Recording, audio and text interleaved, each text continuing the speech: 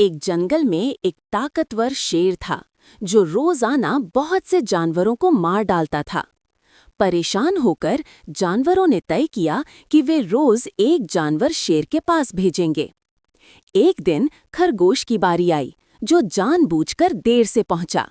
शेर के पूछने पर खरगोश ने कहा कि रास्ते में उसे एक और शेर मिला जो खुद को जंगल का राजा बता रहा था।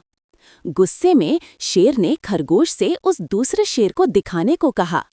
खरगोश शेर को एक गहरे कुएं के पास ले गया और कहा कि वो शेर इसी में रहता है। शेर ने जैसे ही कुएं में झांका तो उसे अपनी परछाई दिखाई।